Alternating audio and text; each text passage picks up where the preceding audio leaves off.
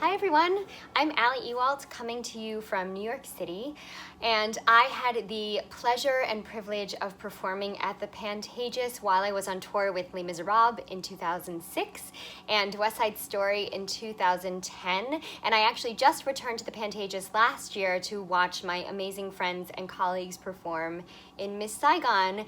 And during this time I got to take my beloved cousin Ed backstage, show him my signature in my former dressing room, let him experience what it feels like to be on stage in that beautiful, gorgeous theater and look out into this amazing audience space.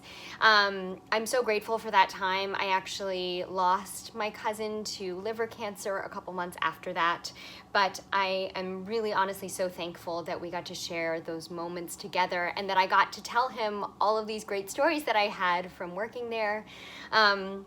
Probably my favorite one is when I was doing Les Mis. I had recently been cast in the upcoming 2006 revival on Broadway as Cosette, but I was still doing my usual role, which was understudying Cosette in the show on tour. And part of my track was playing a young bullet boy on the barricade. I had named myself Tiny Tim. I had a unibrow and tooth black and my hair up in a hat and dirt all over my face. And one night we were performing, and during intermission, the woman who was playing Cosette turned to me and said, "I'm not sure that I'm really feeling well enough to do this." And I kind of thought that she meant the next day. It was a Friday night and we had, a matinee the next day. And so I just went about my business. I was sitting on a couch upstairs with some friends with my dirt and tooth black, etc. And I heard over the loudspeaker, "For the remainder of this evening's performance, the role of Cosette will be played by ALI EWOLDT."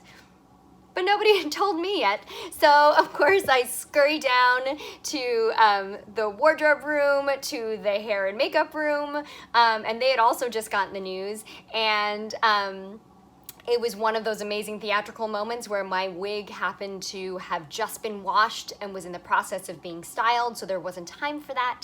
So we had to use my hair to get into Cosette's very specific look and style, and everybody came together and I wiped my unibrow off and just got to go on stage, in the second act in this role, and one of my Broadway producers happened to be in the audience, and it was just a great illustration of the magic of live theater where, you never know what will happen and everything is best done as a team. The whole cast and crew really came together to make that moment possible and to make that show possible, and it is one of my favorite theatrical moments ever.